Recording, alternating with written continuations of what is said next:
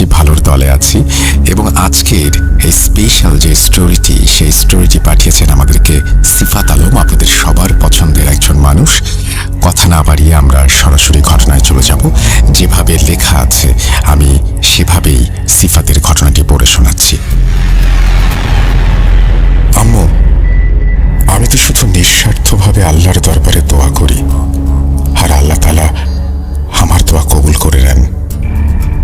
এই কথাগুলো শুনে আমার মন একদিকে যেমন ভরে যায়, তেমনি চিন্তাও বাড়তে শুরু করে।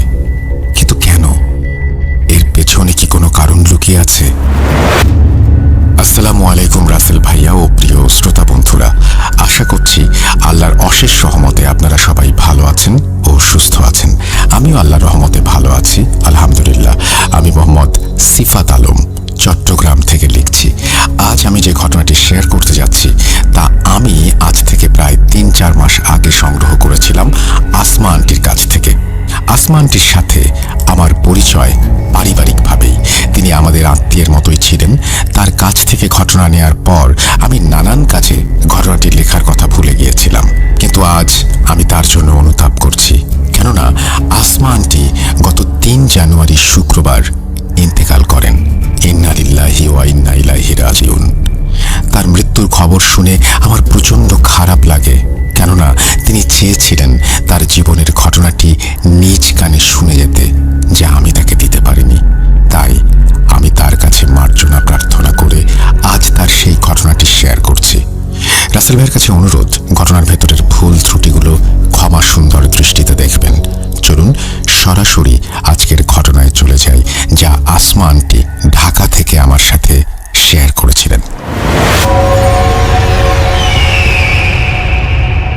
আসসালামু আলাইকুম প্রিয় ভূত.com-এর শ্রোতাবৃন্দ। আজ আমি যে ঘটনাটি আপনাদের কাছে উপস্থাপন করতে যাচ্ছি, এমন ঘটনা হয়তো আপনারা কেউ আগে কখনো শোনেননি। আমাদের জন্য এটি ছিল একটি নতুন অভিজ্ঞতা। আমরা মুসলিম হিসেবে জিন জাতিকে বিশ্বাস করি এবং সেটাই আমাদের অবশ্য কর্তব্য। আমাদের মানব জাতির মতো জিন জাতিকেও আল্লাহ তাআলা স্বয়ং সৃষ্টি করেছেন। মানুষের মাঝে যেমন ভালো কিংবা খারাপ উভয় রকমের মানুষ বিরাজমান, তেমনি জিনদের মাঝেও রয়েছে ভালো এবং খারাপ। কিন্তু বেশিরভাগ ক্ষেত্রেই আমরা শুনে থাকি মন্দ জিনের কথা। তাই অনেকের মনে এমন ধারণারও জন্ম নেয়, যার ফলে অনেক মানুষই আছেন যারা ভাবেন জিন জাতি শুধুমাত্র মানুষের অনিষ্টই করে থাকে। বাস্তবে আসলে কি তাই? চলুন দেখা যাক বাস্তবতার সাথে এই ধারণার কতটুকু মিল রয়েছে। সাল 1991। আমার কোল জুড়ে আমার ঘর আলোকিত করে জন্ম নেয় ফুটফুটে কন্যা সন্তান। ফুটফুটে সেই কন্যা সন্তান ছিল অতিশয় সুন্দরী, ঠিক যেন ছোট্ট এক পরী। আমার জীবনে এত সুন্দর কোনো মেয়ে আগে কখনো দেখিনি। এটা আমি আমার মেয়ের মা হিসেবে গর্ব করে বলছি না, বরং আল্লাহকে সাক্ষী রেখেই সত্যি কথা বলছি। ধীরে ধীরে সে বড় হতে লাগলো, আর কেন জানি না আমি তার উপর নজর লাগার ভয় পেতে শুরু করলাম। সে যেমনই ছিল সুন্দরী, তেমনি ছিল জ্ঞানী এবং কথা বলতেও ছিল খুব পটু। মানুষের সামনে এলে এমন সব কথাবার্তা বলতো যে লোকেরা তার প্রশংসার জোয়ারে ভেসে যেতে শুরু করত। আর আমি ভাবতাম কেউ যেন আবার নজর লাগিয়ে না দেয়। আমি প্রতিদিন তার পড়াশোনার জন্য তাকে কিছুটা চাপ দিতাম, আর পড়ানোর সময় নানান গল্পে নানান ছলে তাকে বোঝাতাম বাইরের লোকজনের সামনে এভাবে কথা বলতে নেই। অনেকেই হাসি ঠাট্টা করে, যা তার বা আমার চোখে পড়ে না, কিন্তু সে আমার কথা তেমন একটা পাত্তাই দিত না। বয়স কম জন্যই হয়তো। আমি তাকে 5 বছর বয়সে হিজাব পরানো শিখিয়েছিলাম, যেন তার সৌন্দর্যের কিছুটা অংশ ঢাকা পড়ে, বিশেষ করে তার বড় বড় কাঁধের চুল। হিজাব পরার কারণে শুধুমাত্র ওর ছোট্ট মুখটা বের হয়ে থাকতো, আর তাকে দেখে যেন কোনো বিড়াল ছানার চাইতেও কম মনে হতো না। ওর আচরণ প্রায় 12 বছর পর্যন্ত একই রকম ছিল। আমরাও সবাই ওকে নিয়ে খুশি ছিলাম, আর খুশি থাকবই না বা কেন। সে যত কথাই বলুক না কেন, কখনোই কাউকে আঘাত করে বা কারো সাথে বেয়াদবি হয় এমন কোনো কথা তার মুখ দিয়ে কখনোই বের হতো না, আমরা শুনিনি। কিন্তু সে যখন 12 বছরে পা দিল, হঠাৎ করেই কেমন যেন পুরোপুরি বদলে গেল। আমরা ভাবছিলাম এটা হয়তো তার বাড়ন্ত বয়সের কারণে হরমোনের পরিবর্তনের জন্য হচ্ছে, তাই আমরা এই বিষয়টি তেমন একটা পাত্তা দেইনি। ধীরে ধীরে সে কেমন যেন একটু অন্যরকম হয়ে গেল, রিজার্ভ হয়ে গেল। সারাক্ষণ আল্লাহর ইবাদত নিয়ে ব্যস্ত থাকতো আর সিজদায় পড়ে থাকতো। যদিও সে ছোট থেকেই নামাজ রোজার প্রতি খুবই সতর্ক ছিল। আমার মেয়ের নামটা এখনো বলা হয়নি। আমার মেয়ের নাম খুব শখ করে আমি পরি রেখেছিলাম। মূলত তার সৌন্দর্যের ওপর ভিত্তি করেই ছোট থেকে পরি বলে ডাকতে ডাকতে ওই নামটাই হয়ে যায়। পরীর হঠাৎ এমন বদলে যাওয়ার শুরুটা আমরা পাত্তা না দিলেও ধীরে ধীরে ব্যাপারটা আমাদের মনকে নাড়া দিতে শুরু করে। তাই একদিন আমি তার সাথে এসব বিষয়ে কথা বলার চেষ্টা করলাম। আমি তাকে বললাম, মা পরি, তোমার কি কিছু হয়েছে, কোনো সমস্যা? আমাকে বলো, যদি তোমার কোনো সমস্যা থেকে থাকে আমি শুনতে পারি। আমার সাথে এসব নিয়ে আলোচনা করো। আগে তো তুমি সবার সাথে খুব গল্পগুজব করতে, বাসায় অতিথি এলে তাদের সাথে একসাথে থাকতে, কাজিনদের সাথে খেলতে, কিন্তু এখন কি হয়েছে? এত রিজার্ভ হয়ে গেছো কেন? তুমি তো নিজেকে একেবারেই ঘরে বন্দি করে রেখেছো। সে আমার কথা শুনে একগাল মিষ্টি হেসে আমাকে সান্ত্বনা দিতে লাগলো আর বলল, এমন কিছু না মা, আমার শুধু মনে হয় বেশি বেশি সময় আল্লাহর সাথে কাটানো উচিত। আমি এতেই নিজের মনে প্রশান্তি খুঁজে পাই। আগে কি করে আনন্দ পেতাম সেসব নিয়ে চিন্তা করো না মা, এখন আমি আল্লাহর সান্নিধ্যেই বেশি আনন্দ পাচ্ছি। ওর কথা শুনে মা হিসেবে আমি বেশ খুশি হই। একজন মায়ের এর থেকে বেশি আর কি চাওয়ার আছে? এত অল্প বয়সে দিনদার মেয়ে কতজনের ভাগ্যেই বা জোটে। এসব নিয়েই আমাদের জীবন হেসে খেলে কেটে যাচ্ছিল। জীবন নিয়ে আমাদের কারোর বিন্দু মাত্র কোনো অভিযোগ ছিল না। একদিন আমার এক বান্ধবী প্রায় 2.5 বছর পর আমাদের বাসায় আসে। তারা অন্য শহর থেকে আমাদের শহরে নতুন শিফট হয়ে এসেছিল। আমি নানান বিষয় নিয়ে তার সাথে কথা বলতে শুরু করি। একে তো ছোটবেলার বান্ধবী, তাও আবার এতদিন পর দেখা। সেও একে একে তার সব কথাগুলো বলতে শুরু করে। কথার এক পর্যায়ে সে জানায় তার নাকি বিদেশি 2টি তোতা পাখি আছে। সেই তোতা পাখি দুটিকে নাকি সে প্রায় 1 বছর ধরে পালে। কিছুটা দুঃখ নিয়েই সে আমাকে জানালো পাখি দুটি নাকি এখনো কোনো ডিম দিচ্ছে না। আমি তার মন খারাপ হতে দেখে তাকে সান্ত্বনা দিতে লাগলাম আর বললাম, দেখা যাবে, হয়তো শীঘ্রই তার পাখি দুটি ডিম দেবে ঠিকই। আমরা দুইজন মিলে এসব নিয়ে আলোচনা করছিলাম। হঠাৎ আমি দেখলাম আমার মেয়ে আমাদের ঘরে প্রবেশ করলো। সে যে আমার বান্ধবীর সাথে খুবই আদরের সাথে সাক্ষাৎ করলো আর খবরাখবর নিল এবং আমাদের সাথেই বসে গেল, এটাতে আমি বেশ খুশি হয়েছিলাম। আমি অবাক হচ্ছিলাম যে আজ সূর্য কোন দিক থেকে উঠল, যে আমার মেয়ে আজ রুমের বাইরে বের হয়ে এসে আবার নিজে থেকে কথাও বলছে। বেশ ভালোই লাগছিল তার এই আচরণ দেখে। আমার বান্ধবীর সাথে সে অনেক কথাই বলল। যখন আমার বান্ধবী উঠতে লাগলো বাড়ি যাওয়ার জন্য, তখন আমার মেয়ে তাকে বলল, আন্টি, আপনি একটা কাজ করুন, আপনার বারান্দার সামনের দিক থেকে তোতাগুলোকে সরিয়ে দিন। আপনি তাদেরকে একটু ভেতরের দিকে আর পেছনের দিকে রেখে দিন, তাহলেই আপনার তোতারাও ডিম দিতে শুরু করবে। আমার মেয়ের কথা শুনে আমার বান্ধবী হাঁ করে আমার মেয়ের দিকে তাকিয়ে থাকে কিছুটা সময়। আমি অবাক হচ্ছিলাম এই ভেবে যে আমি বা আমার বান্ধবী কেউই পরীকে তোতা পাখি নিয়ে কোনো কিছু জানায়নি। পরে এই ভেবে নিজের মনকে মানিয়ে নেই যে সে হয়তো দরজার বাইরে থেকে রুমে প্রবেশ করার আগে আমাদের কথাগুলো শুনতে পেয়েছিল। এভাবে নিজেকে সামলানোর পরও আমার মাথায় অন্য এক চিন্তা ঘুরপাক খেতে লাগলো। আমার মেয়ে তো কখনো আমার বান্ধবীর বাড়ি দেখেইনি। তারা তো এই শহরে এলোই 3-4 দিন আগে।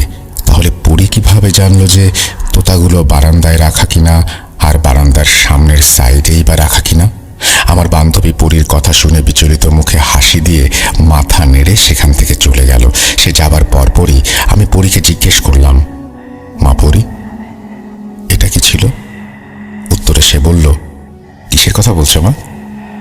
আমি তাকে আমার প্রশ্ন বুঝিয়ে দিয়ে পুনরায় উত্তরের জন্য অপেক্ষা করতে লাগলাম। সে আমাকে বলল, আমি তো তোমার ঘরের সামনে দিয়ে যাচ্ছিলাম, তখনই আন্টির কথাটা শুনলাম আর তাই ভেতরে চলে আসলাম।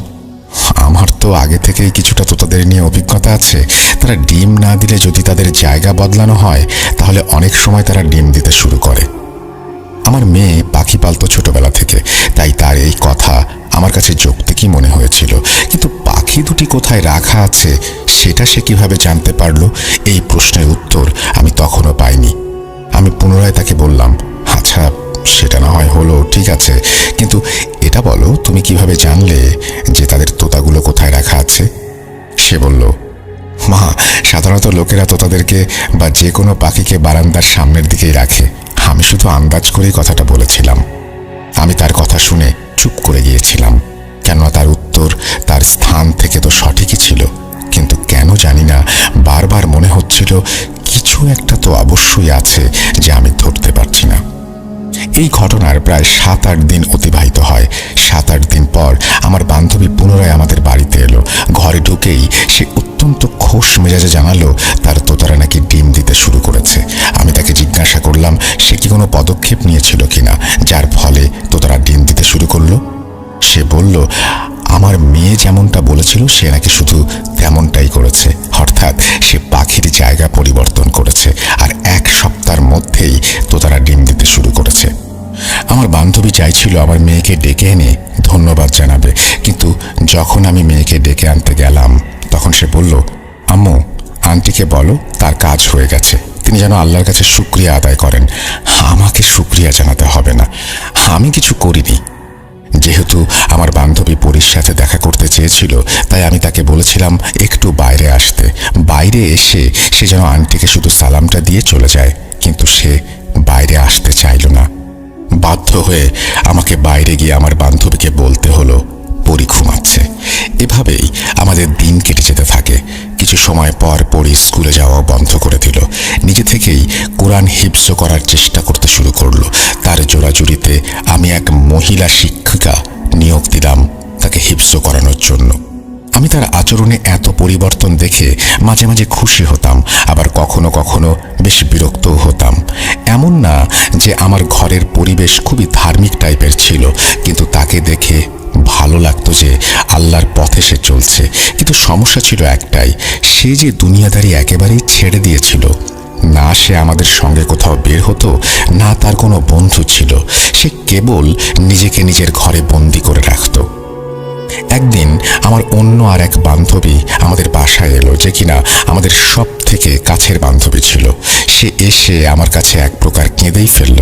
সে তার দুঃখের কথা আমাকে জানাতে শুরু করলো। সে বলেছিল যে তার স্বামী নাকি বাড়ির দিকে একদমই কোনো খেয়াল রাখছে না, এমনকি আমার বান্ধবীকেও নাকি সময় দিচ্ছে না। সকাল থেকে রাত পর্যন্ত বাইরেই থাকে, রাতে বাড়িতে আসলে তার মুড খারাপ থাকে। আমি তার কথা শুনতে শুনতেই খেয়াল করলাম আমার মেয়ে ঘরে ঢুকছে। আমার মেয়েকে দেখে আমার বান্ধবী তার চোখের পানি মুছে নিয়ে হাসতে হাসতে আমার মেয়ের সাথে কথা বলতে শুরু করলো। সে বলল, পরী, তুমি তো অনেক বড় হয়ে গিয়েছো দেখছি, তুমি কেমন আছো মা? আমার বান্ধবী আমার মেয়ের সাথে সব ধরনের কথাবার্তাই বলছিল, যা সাধারণত বড়রা ছোটদের সাথে দেখা হলে বলে থাকেন। যখন সব কথা শেষ হলো তখন পরী কিছুটা সময় চুপ করে রইল। হঠাৎ সে আমার বান্ধবীকে জিজ্ঞাসা করল, আন্টি, আপনার স্বামীর নাম কি? আমার বান্ধবী এই কথা শুনে একদম অবাক হয়ে গেল। সে ভাবতে লাগলো এত ছোট মেয়ে কেন তার স্বামীর নাম জানতে চাইছে। তবুও সে পরীর দিকে তাকিয়ে মুচকি হেসে তার স্বামীর নাম পরীকে বলল। আর আমার মেয়ে তার হাত ধরে কিছুটা সময় বসে কি যেন ভাবতে লাগলো। সে কোনো কথা বলল না। হঠাৎ উঠে দাঁড়িয়ে আমার বান্ধবীও আমাকে সালাম জানিয়ে আবার নিজের রুমে চলে গেল। যাবার আগে আমার বান্ধবীকে বলল বাড়ি ফিরে 2 রাকাত নফল নামাজ পড়ে আল্লাহর কাছে দোয়া করতে। আমার বান্ধবীও চলে গেল, কিন্তু পরের দিন সে আবার আমাদের বাড়িতে এলো। এবারে তাকে খুব খুশি খুশি মনে হচ্ছিল, যেন সে কোনো লটারি জিতে গেছে। সে আমাকে বলতে লাগলো যে তার স্বামী রাতের বেলা বাড়ি এসেছিল আর তার জন্য নাকি বিশাল বিশাল সব উপহারও নিয়ে এসেছিল। তার স্বামী তার কাছে নাকি হাত জোর করে মাপ চাইছিল আর বলছিল, মাফ করে দাও আমায়। এই বলে সে নিজের মুখেই নাকি স্বীকার করে সে অন্য এক মহিলার সঙ্গে জড়িয়ে গিয়েছিল। ওই মহিলার কাছে নাকি সে প্রতারণার শিকার হয়েছে। সে নাকি নিজের ভুল বুঝতে পেরেছে। আমার বান্ধবীও তাকে মাফ করে দেয়। তার কথা শুনে আমার কাছে কিছুই বোধগম্য হচ্ছিল না। সে অনর্গল নিজের মতো করে কথা বলে যাচ্ছিল। সে বলল, তোর মেয়ে তো খুব বুঝতার দেখি। দেখ, কালই সে আমার স্বামীর নাম জিজ্ঞেস করেছিল আর আমাকে 2 রাকাত নফল নামাজ আদায় করতে বলেছিল। 1 রাতের মধ্যেই সে সোজা হয়ে গেছে। আমার বান্ধবীর কথা শুনে আমি কি ভাববো না ভাববো কিছুই বুঝতে পারছিলাম না। পরপর 2টি অলৌকিক ঘটনা ঘটে গেল। কিভাবে ঘটলো আর কখনই বা ঘটলো কিছুই মাথায় আসছিল না। আমার বান্ধবী তার কথা শেষ করে নিজের মতো করে চলে গেল। আমি পরীর ঘরে গিয়ে সব কথা তাকে জানলাম। তাকে বললাম আমার বান্ধবীর স্বামী ঠিক হয়ে গেছে। সে শুধু একটা কথাই বলল, আলহামদুলিল্লাহ। আমি বললাম, এসব কি হচ্ছে পরী? তুমি কেন তার স্বামীর নাম জিজ্ঞেস করেছিলে? এমন চলতে থাকলে লোকজন তোমার সম্পর্কে নানা কথা বলতে শুরু করবে। তুমি এটা চাও? সে বলল, আম্মু, আমি তো শুধু নিঃস্বার্থভাবে আল্লাহর দরবারে দোয়া করি আর আল্লাহ তাআলা আমায় কবুল করে নেন। এখানে কেউ কেন কিছু বলবে? আর বললেই বা কি আসে যায় আম্মু? আমি কারো কোনো ক্ষতি করেছি নাকি কোনো অন্যায় করেছি? দোয়া করা কি অন্যায় আম্মু, তুমি বলো? তার কথাবার্তার স্পষ্টতা আমাকে প্রতিবারের মতো এবারও চুপ করিয়ে দিল। সে কথা জানে প্রচুর। অল্প কথা বললেও এমন জ্ঞানী কথা বলতো যে তার কথা শুনে কখনোই মনে হতো না এই কথা 12 বছর বয়সী কোনো মেয়ের দ্বারা বলা সম্ভব। আমি এই ঘটনা দুটির পর যা ভাবছিলাম তাই হলো। পরীর কিছু কথা মানুষের মাঝে পরিচিতি পেতে শুরু করলো। শুরু হয়ে গেল নতুন এক অধ্যায়ের। যে যখনই কারো কোনো সমস্যার কথা আমাকে জানাতো বা আমার সামনে কোনো দুঃখের কথা বলতো, আমার মেয়ে সেখানে নিজ থেকেই হাজির হয়ে যেত এবং কিভাবে যেন তার সমস্যার সমাধান করে দিত। একদিনের কথা না বললেই না, আমার এক আত্মীয়া আমাদের বাসায় এসেছিলেন। তিনি বলছিলেন তার স্বামীর নাকি শারীরিক এবং মানসিক অবস্থা খুবই খারাপ। অনেক ডাক্তার দেখিয়েও কিছু হচ্ছে না। যেহেতু আমি জানতাম কেউ যখন তার সমস্যা জানাতে আসতো আমার মেয়ে কিভাবে যেন টের পেয়ে যেত আর আমাদের রুমে চলে আসতো, তাই আমি এমন সময়ে বারবার দরজার দিকে তাকাতাম, ভাবতাম কি জানি আমার মেয়ে কখন চলে আসে। এবং সত্যিই তাই হয়েছিল। কিছুক্ষণের মধ্যে আমি দেখলাম আমার মেয়ে হাতে একটা শপিং ব্যাগ নিয়ে এসেছে। সে ওই মহিলার কাছে গিয়ে বলল, এই ব্যাগে 30টা আজওয়া খেজুর আছে, যা আপনার স্বামীকে প্রতিদিন পানির সাথে মিশিয়ে সেই পানি পান করাতে হবে। আগের রাতে ঘুমানোর আগে পানিতে খেজুর ডুবিয়ে রেখে পরদিন সকালে খালি পেটে সেই পানি পান করাতে হবে। এভাবে 10 দিন খেতে হবে। আমার মেয়ের কথা শুনে সেই খেজুর নিয়ে আমার আত্মীয়া বাড়ি ফিরে গেলেন। বিশ্বাস করুন, 1 সপ্তাহের মধ্যেই সেই মহিলার স্বামী পুরোপুরি সুস্থ হয়ে গেল।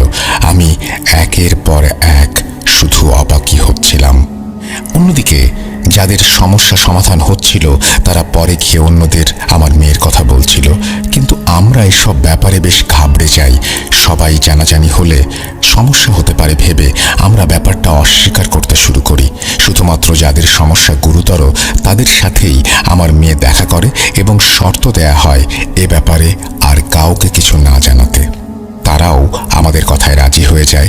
তারা প্রায় সময় আমাদের বাসায় এসে উপস্থিত হতো। বাধ্য হয়ে এলাকাবাসীর কাছে আমাদেরকে বলতে হতো এরা আমাদের আত্মীয়। আমি পরীকে বলতাম, এসব ঠিক হচ্ছে না।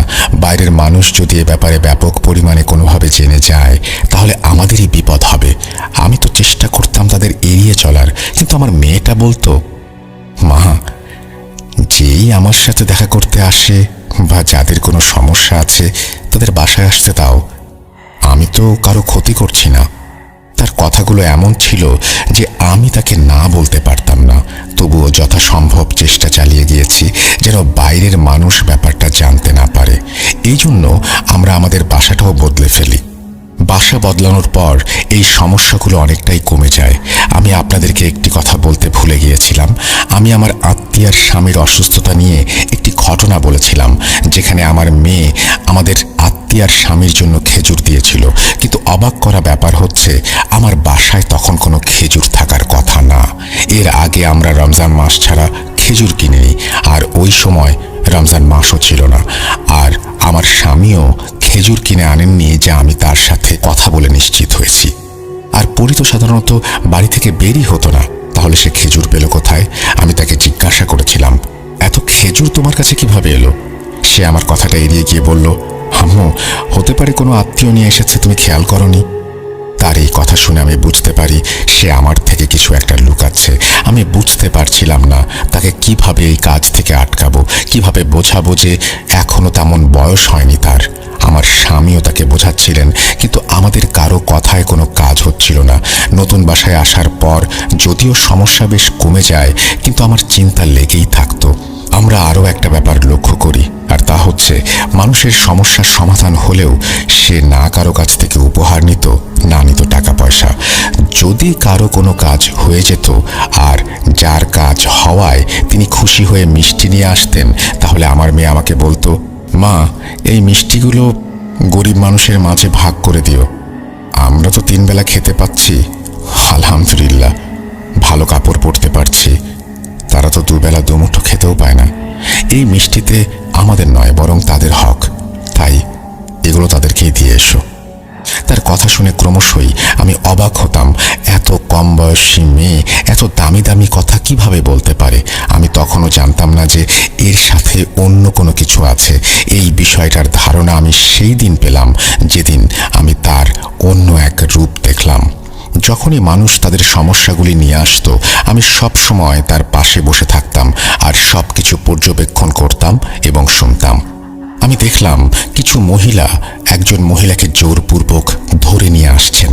সেই মহিলা নিজেকে ছাড়ানোর জন্য আপ্রাণ চেষ্টা করছিলেন, কিন্তু তারা তাকে খুব শক্ত করে ধরে রেখেছিলেন। সেই মহিলার মুখ থেকে অদ্ভুত আওয়াজ বের হচ্ছিল। কখনো সে কুকুরের মতো ঘেউ ঘেউ করতে শুরু করে, তো কখনো তার মুখ থেকে শেয়ালের মতো শব্দ হয়। যেসব মহিলা তাকে ধরে নিয়ে এসেছিলেন তারা বলতে লাগলেন, এই মহিলার জিনের সমস্যা আছে। তাদের কথা শুনে আমার মেয়ে বলল, একে আমার সামনে বসিয়ে দিন। সেই মহিলা পরীর সামনে বসে থেকে আমাকে আর আমার মেয়েকে প্রচণ্ড রাগ নিয়ে দেখে যাচ্ছিলেন। কুকুর যেভাবে কামড় দিতে আসে ঠিক সেভাবে সেই মহিলা পরীর দিকে বারবার মুখ বাড়িয়ে তাকে কামড় দিতে আসছিলেন। আমি সেই দৃশ্য দেখে ভীষণ ভয় পেয়ে গিয়েছিলাম। আর যখন তার সাথে আসা মহিলারা বললেন যে এর জিনের সমস্যা আছে, তখন আমি তো ভেতর থেকে আরও বেশি ভয় পেয়ে গেলাম। আমার মেয়ে তাকে অনেকক্ষণ বোঝালো আর শান্ত হতে বলল, কিন্তু তার কোনো কথায় তেমন কাজ হচ্ছিল না। ওই মহিলা কিছুতেই তার সব কর্মকাণ্ড থেকে সরে আসছিলেন না। হঠাৎ একটি আওয়াজ শুনে আমার আত্মা চমকে যায়। আওয়াজটি আমার মেয়ের। ওই মহিলার ঘেউ ঘেউয়ের পর পরবর্তী যে আওয়াজটি আমি শুনলাম সেটি ছিল এক বড় পুরুষের গম্ভীর আওয়াজ। তিনি এত জোরে বললেন, চুপ হয়ে যা, যার ফলে ওই মহিলা ভয়ে যেন একেবারে স্তব্ধ হয়ে গেল। সে যে ভীত হয়ে গিয়েছিল তা আমরা তাকে দেখে ভালোভাবেই বুঝতে পারছিলাম, কিন্তু তার সাথে আমরাও সবাই ভীত হয়ে গিয়েছিলাম। আর এর কারণ সেই পুরুষালী গলা আমার মেয়ের মুখ থেকে বেরিয়েছিল।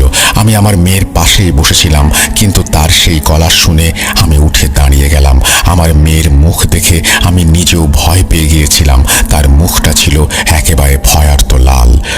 পুরুষালী গলায় সেই মহিলাকে ডাকলো, যার ওপর জিন ভর করেছিল। তার ওপর জিন উপস্থিত থাকার পরেও সেই মহিলা এতটা ভয় পেয়ে যায় যেন কিছু একটা দেখে সে প্রচণ্ড ভয় পাচ্ছে। কাছে যেতেই পরি তার হাত ধরল এবং একই পুরুষালী গলায় তাকে জিজ্ঞেস করতে লাগলো, কি করছিস এসব? এই মহিলাকে কেন এত বিরক্ত করছিস? আমার প্রশ্নের জবাব না দিলে সমস্যা নেই, কিন্তু আমার হুকুম না মানলে সমস্যা হবে তোর। এবার ভেবে দেখ কি করবি। পরীর কথা শুনে সেই মহিলার ওপর ভর করা জিন পরীর সামনে একেবারে বাচ্চা ছেলের মতো কাঁদতে শুরু করলো। তার অবস্থা এমন ছিল যেন মাছকে কেউ পানির বাইরে বের করে নিয়ে এসেছে। সে বলল, হুজুর আমাকে মাফ করে দিন, আমি আর বিরক্ত করব না। আমি জানতাম না এরা আপনার কাছে আসবে। সে সব বলতে বলতে যেভাবে চিৎকার করছিল আর বলছিল, মেরো না আমায়, মেরো না, মনে হচ্ছিল যেন কেউ সামনে আছে যিনি কিনা তার উপর ক্রমাগত আক্রমণ করে যাচ্ছেন। হঠাৎ সেই মহিলা পরীর পায়ে পড়ে গেলেন আর বলতে লাগলেন, হুজুর আমাকে মাফ করে দিন। আমি সবচেয়ে বেশি অবাক হচ্ছিলাম এই ভেবে যে সে আমার মেয়েকে হুজুর বলছে কেন। এরপর মহিলা সেখান থেকে চলে গেলেন। তিনি কিছুক্ষণের জন্য অজ্ঞান হয়ে পড়ে রইলেন। কিছু সময় পর আমার মেয়েও আবার স্বাভাবিক হয়ে গেল। মহিলার জ্ঞান ফিরে এলো আর তিনিও স্বাভাবিক হয়ে গেলেন এবং তারা সকলেই প্রস্থান করলেন। যখন সব মহিলারা চলে গেল তখন আমি পরীকে জিজ্ঞেস করলাম, পরী এসব কি হচ্ছে? তুমি কিভাবে এমন পুরুষের মতো করে কথা বলতে পারো? তখন সে কিছুটা চুপ হয়ে রইল। আমিও তার উত্তরের অপেক্ষা করছিলাম। সে নীরবতা ভেঙে বলল যে সে আমাকে একটা কথা বলতে চায়। সে আমাকে অনুরোধ জানায় মানুষের সাহায্য করতে, আর এই সব কিছুতেই তাকে নাকি একজন ভালো জিন সাহায্য করছে। তিনি পরীকে মানুষের সহায়তার জন্য একটা মাধ্যম বানিয়েছেন। আর যেহেতু এটি ভালো কাজ আর মানুষের সেবা করা আর তাদের বিপদ আপদে পাশে দাঁড়ানো মুসলিম হিসেবে সবার কর্তব্য, তাই সেটাকে মেনে নিয়েছে। আমি তার কথা শুনে তাকে জিজ্ঞাসা করলাম, কি বলছো তুমি? তুমি কি বুঝতে পারছো তুমি কি বলছো? এর মানে কি কোনো ভালো জিন আছে তোমার সাথে? এটা কি আদৌ আমার পক্ষে মেনে নেওয়া এত সহজ হবে? আগেও আমি জিজ্ঞেস করেছি তোমার কাছে তোমার কোনো সমস্যা আছে কিনা, তুমি কিছুই বলনি। আর আজ হঠাৎ এভাবে সব বলতে শুরু করলে। একবারও ভাবলে না তোমার বাবা মায়ের কেমন লাগবে? হোক সে কোনো নেক জিন, ভালো জিন, করুক সে মানুষের উপকার, কিন্তু আমরা এসব কিভাবে মেনে নেব? আমি অঝরে কেঁদে বুক ভাসালাম। আমার মেয়ে আমাকে সান্ত্বনা দিয়ে বলল, আম্মু তুমি নিজেই দেখো আমাদের ধর্ম আমাদের কি বলে, সুন্দর চরিত্রের পাশাপাশি মানুষের কল্যাণে এগিয়ে যাবার, কারো অনিষ্টের কারণ না হবার। আমি তো সেই ধর্মের নিয়ম মেনেই চলছি।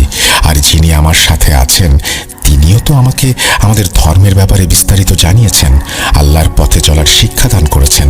তিনি আমার শিক্ষক হয়ে আছেন, তিনি যেভাবেই থাকবেন। তোমরা এসব নিয়ে ভয় পেও না, তোমাদের পরি তোমাদেরই থাকবে। তার কথা শুনে আমি তাকে জড়িয়ে ধরি। আমি আমার মেয়েকে হারাতে চাই না, তাই ভয় পাচ্ছিলাম। কিন্তু যখন ভাবি সে কখনো কারো কোনো ক্ষতি বা মনোকষ্টের কারণ হয়নি, তখন মনে কেমন যেন এক অদ্ভুত প্রশান্তি অনুভব করি। কিন্তু সবকিছুর পরও যখন থেকে পরি আমাকে বলেছিল যে তার সাথে নেক বা ভালো জিন আছে, তখন থেকেই আমার মনে একটা ভয় জেগে উঠেছিল। সে কিছুতেই পিছিয়ে যেতে প্রস্তুত ছিল না। আমি বুঝতে পারছিলাম না কিভাবে তাকে পেছনে সরাবো। কোনো উপায়ন্তর না দেখে আমি আমার পরীকে আল্লাহর কাছেই সমর্পণ করি। এছাড়া আমার আর কিছুই করার ছিল না।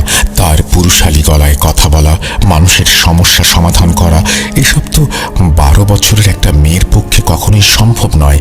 তার সাথে ভালো জিন আছে বলেই সে এই কাজ করতে পেরেছে, যা আমার আর বোঝার বাকি থাকলো না। থাক সেসব কথা। একদিন আমার স্বামীর অফিসের বস তাকে অফিসে ডেকে নিয়ে বললেন, একটু দরজা লক করে ভেতরে আসুন। আমার স্বামী বসের কেবিনে প্রবেশ করার পর বস তাকে বললেন, আমি আপনার মেয়ের ব্যাপারে কিছু কথা শুনেছি, এই কথাগুলো কি সত্যি? বসের এমন প্রশ্ন শুনে আমার স্বামী বেশ ঘাবড়ে যান আর এসব অস্বীকার করতে শুরু করেন। পরীর বাবা তাকে জিজ্ঞেস করেন তাকে এসব কথা কে বলেছে। বস তাকে জানান তার এক আত্মীয়ার জিনের সমস্যা ছিল। সে কুকুরের মতো ঘেউ ঘেউ করত আর প্রচণ্ড আক্রমণাত্মক হয়ে উঠেছিল। আমার মেয়ের চিকিৎসায় সে এখন পুরোপুরি সুস্থ। আমার স্বামী বুঝতে পারলেন তার বস কোন মহিলার ব্যাপারে কথা বলছেন। তিনি সবই জেনে গেছেন জিনের ব্যাপারে। তিনি বসকে বললেন, স্যার আমি জানি না আসলে কি সত্যি কি মিথ্যা, কিন্তু লোকজন বলেন যে তাদের সমস্যাগুলো নাকি মিটে যায়। এটা শুনে তার বসের চোখে পানি চলে এলো। তিনি বললেন, আমি গত 10 বছর ধরে এত বড় এক পরীক্ষার মধ্যে আছি, তোমাদের সে কথা কি আর বলবো। তারপর তিনি কাঁদতে কাঁদতে আমার স্বামীকে বললেন, আমার একটা ছেলে আছে, তার বয়স প্রায় 30 বছর। 20 বছর বয়স পর্যন্ত সে খুব ভালোই ছিল, নিয়মিত কলেজে যেত, অনেক বন্ধুও ছিল। কিন্তু এরপর কি যে হলো কেউ জানে না। সে লোকজনের ওপরে হামলা করতে শুরু করলো। তার মস্তিষ্কের অবস্থা এমন মনে হচ্ছিল যেন ভেতর থেকে তা পুরোপুরি নষ্ট হয়ে গেছে। গত 10 বছর ধরে বিশ্বের নানান প্রান্তে ছুটে বেড়াচ্ছি, ডাক্তার দেখিয়েছি, কিন্তু কোনো চিকিৎসাতেই তার বিন্দু মাত্র কোনো উন্নতি হয়নি। বলতে গেলে আমার চেষ্টায় 1% সফলতাও পাইনি। সে এতটাই বেপরোয়া আর হিংস্র হয়ে উঠেছে যে গত 10 বছর ধরে আমরা তাকে শেকল দিয়ে বেঁধে রেখেছি। তাকে ঘুমের ইঞ্জেকশন দিয়ে ঘুম পাড়ানো হয়। সে সারাদিন শুধু পাগলের মতো চিৎকার করে। বসের ছেলের এই অবস্থার কথা শুনে বসের চোখে পানি দেখে আমার স্বামীর চোখেও পানি চলে এসেছিল। বস তাকে অনুরোধ করেন পরীর সাথে এ ব্যাপারে কথা বলার জন্য। আমার স্বামী তার বসকে আশ্বাস দেন যে তিনি পরীর সাথে এই ব্যাপারে কথা বলবেন। রাতে যখন আমার স্বামী বাড়ি ফিরে এলেন তখন তিনি সরাসরি পরীর ঘরে চলে গেলেন এবং সব কিছু তাকে জানালেন। পরী তখন তার বাবার কাছে সেই ছেলের নাম জানতে চাইল। আমার স্বামীর মনে পড়ল তিনি সেই ছেলের নাম জিজ্ঞাসা করতে ভুলে গেছেন। তিনি আগামী দিন ছেলের নাম জেনে আসবেন বলেন। পরের রাতে যখন পরীর বাবা বাসায় এলেন তিনি তখন বসের ছেলের নাম জেনে এসেছিলেন। পরীকে নাম বলার পর পরী বাবাকে বলল, আব্বু, আমাকে 3 দিন সময় দিন, তারপরই আমি ওই ছেলের সম্পর্কে জানাতে পারবো।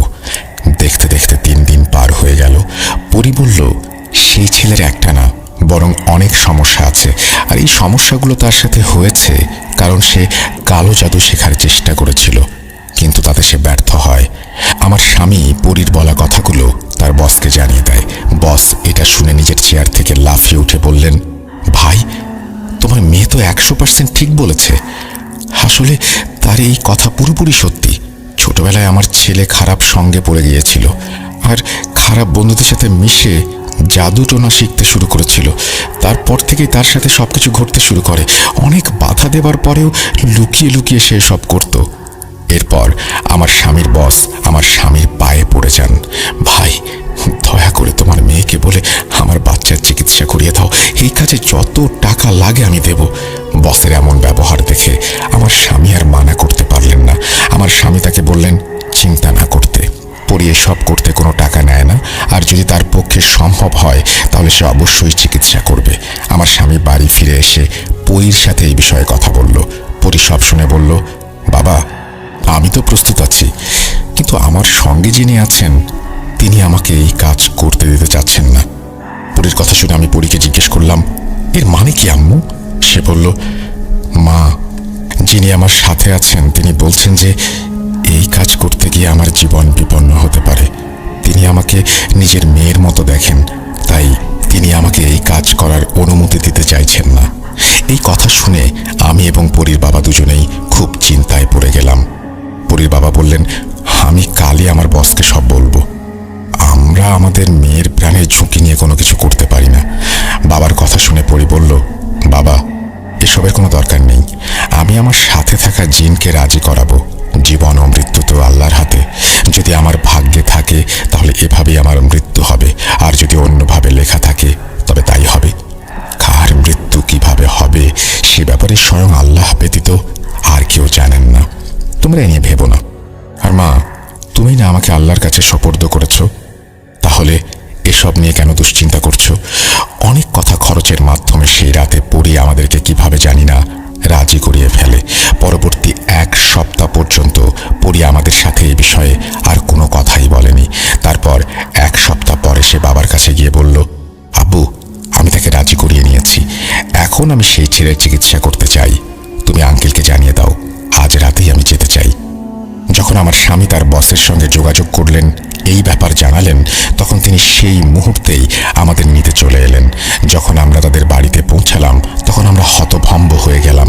তার শক্তির ঊর্ধ্বে আমার স্বামীর বস আমাদের 3 জনকে ছেলের ঘরের দিকে নিয়ে গেলেন। তাদের ছেলের অবস্থা দেখে আমারই চোখে পানি চলে এলো। তার মুখ, তার চুল আর দাড়ির জন্য দেখাই যাচ্ছিল না। জটাধরা চুল আর দাড়ির জন্য তাকে দেখে বদ্ধ উন্মাদ মনে হচ্ছিল। তার মুখ থেকে লালা বের হচ্ছিল ক্রমাগত। যখনই আমরা দরজা খুলে সেদিকে তাকালাম, সে এমনভাবে আমাদের উপরে ঝাঁপিয়ে পড়ল যেন কোনো পাগল কুকুরের মতো সে আমাদের উপর হামলা করার জন্য এগিয়ে আসছিল, কিন্তু শেকলে বাঁধা ছিল জন্য সে আটকে গেল। এরপর আমার মেয়ে আমাদের 3 জনকে বলল, আপনারা সবাই রুম থেকে বেরিয়ে যান। যত খুশি আওয়াজ আসুক বা যাই হোক, আপনারা কেউ ভেতরে আসবেন না যতক্ষণ না আমি নিজে থেকে আপনাদের ডাকবো। আমি আমার মেয়েকে একা সেই রুমে যেতে দিতে প্রচণ্ড ভয় পাচ্ছিলাম। আমাকে দেখে পরী আমার অবস্থা বুঝতে পেরেছিল, আর তাই সে আমাকে বলল, মা, চিন্তা করবেন না, আমি একা নই, আল্লাহ আমার সাথে আছেন। তাহলে এখন আল্লাহর কাছে সোপর্দ করে দিয়ে আপনারা যান। এই কথা বলে হাসি মুখে আমার মেয়ে ভেতরে চলে গেল। যখন দরজা বন্ধ হলো মনে হলো ভেতরে যেন যুদ্ধ হচ্ছে আমার। কখনো মনে হচ্ছিল যেন ভেতরে বোমা ফাটছে, আবার প্রচণ্ড জোরে চিৎকার আর কান্নার আওয়াজ ভেসে আসছে। সেই রুমের ভেতরে কি হচ্ছে আমি কিচ্ছু জানি না। আমি জানি না কি ঘটে চলেছে।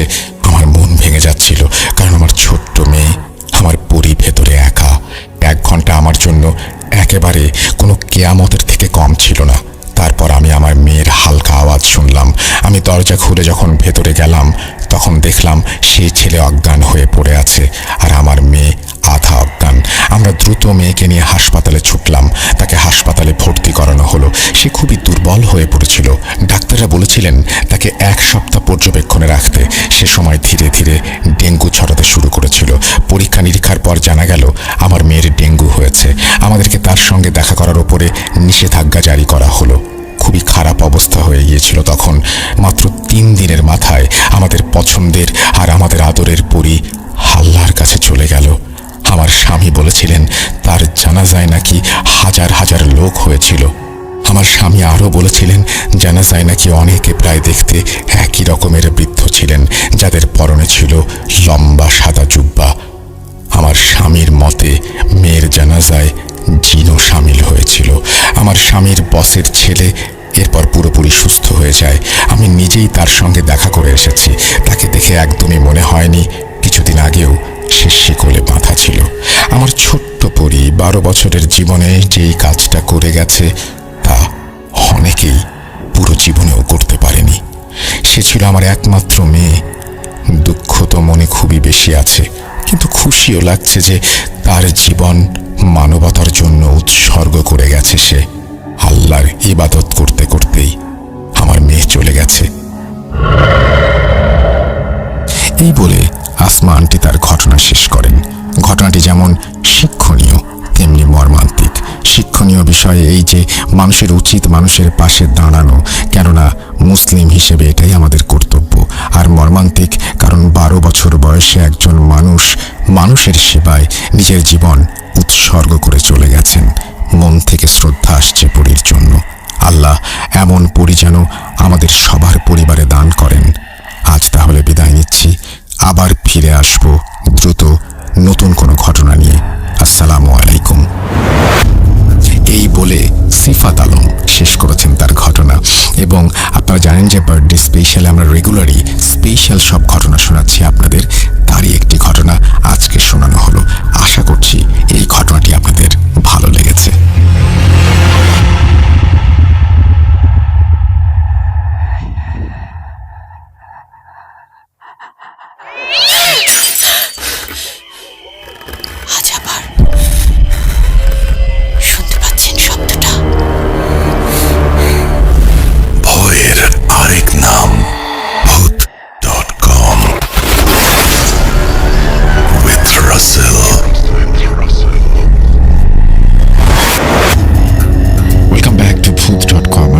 আপনারা সবাই ভালো আছেন এবং ভালোর দলে আছেন। আমিও ভালো আছি এবং 177তম এপিসোডে আপনাদের সবাইকে স্বাগত জানাচ্ছি। আমি রাসেল। আশা করছি আজকের এই এপিসোডটি আপনাদের ভালো লাগবে। যদি ভালো লাগে অবশ্যই আমাদেরকে জানাবেন এবং আমাদেরকে ইমেল করতে হলে আমাদের ইমেল অ্যাড্রেসটা আপনারা একটু মনে রাখবেন। আমাদের ইমেল অ্যাড্রেস হচ্ছে russell.booth.com@gmail.com। আপনার নাম, ঠিকানা এবং ফোন নাম্বার সহ আপনার জীবনে ঘটে যাওয়া বা আপনার জানা সেরা ঘটনা লিখে পাঠিয়ে দিন আমাদের কাছে। ঘটনার শুরুতে অবশ্যই উল্লেখ করুন ঘটনাটি আপনি স্টুডিওতে এসে শেয়ার করতে চান, নাকি আপনি চান আপনার ঘটনা আমরা পড়ে শোনাই। যারা দেশের বাইরে রয়েছেন তারা সরাসরি অডিও ক্লিপ পাঠাতে পারেন বা লিখেও পাঠাতে পারেন ঘটনা।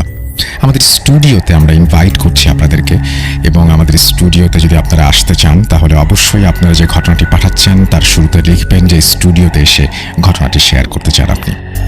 সামনে ঈদুল আজহা, অলরেডি আপনাদের ঘটনা পেতে শুরু করেছে। আমাদের যারা মডারেটর রয়েছেন তারাও আমাদের ঘটনা পাঠাচ্ছেন। সব কিছু মিলিয়ে এইবারের ঈদে একটা জমজমাট এপিসোড উপহার দেবার ইচ্ছা আছে আপনাদের সবাইকে। যাই হোক, কথা না বাড়িয়ে আমরা সরাসরি ঘটনায় চলে যাব এবং আমাদের আজকের যে ঘটনাটি সেটি প্রথমে একটি ইমেল দিয়ে শুরু করতে চাই। চলুন কথা না বাড়িয়ে ঘটনায় প্রবেশ করি। যেভাবে লেখা আছে আমি সেভাবেই পড়ছি। আসসালামু আলাইকুম প্রিয় রাসেল ভাই, জানি আপনি ভালোর দলে সবসময় থাকেন, সবাইকে ভালো রাখার চেষ্টা করেন, তাই জানতে চাইব না কেমন আছেন। 2017 থেকে আছি আর ভূত.com-এ 117 নম্বর এপিসোড থেকে আছি। রাসেল ভাই আমার পরিচয়টা গোপন রাখুন। তারপরে তিনি তার অ্যাড্রেস শেয়ার করেছেন, নাম ঠিকানা সবকিছু এখানে আছে, যেটা আমি বলতে চাচ্ছি না। তারপর তিনি লিখছেন, রাসেল ভাই আমি অনেক দিন আগে একটা রেকর্ড ক্লিপ পাঠিয়েছিলাম, হয়তোবা প্রচারযোগ্য হয়নি, তাই আজকে অন্য একটি বাস্তব ঘটনা লিখে পাঠাচ্ছি। প্রচারযোগ্য হলে লিসেনারদের সাথে শেয়ার করবেন। যাক, কথা না বাড়িয়ে ঘটনায় চলে আসি। ঘটনাটি 1995-96 মধ্যে কুমিল্লা জেলা সদরের কোনো এক গ্রামে ঘটে। তার আগে একটু বলে নিচ্ছি, লোকটার সম্পর্কে না হয় ঘটনার প্রথম অংশে শুনে লিসেনাররা ভাববেন এই টাইপের লোকদের আবার প্যারানর্মাল ঘটনা হয় নাকি। আমি যার ঘটনা বলবো সেই লোকটির একটাই বদঅভ্যাস, মদ্যপান। কিন্তু ঘটনাটি ঘটে সে যখন দুনিয়ার মায়া ত্যাগ করে তখন। যাক, আসা যাক মূল ঘটনায়। ঘটনা বলার সুবিধার্থে লোকটির ছদ্মনাম ব্যবহার করছি, ধরে নিলাম লোকটির নাম চারু মিয়া।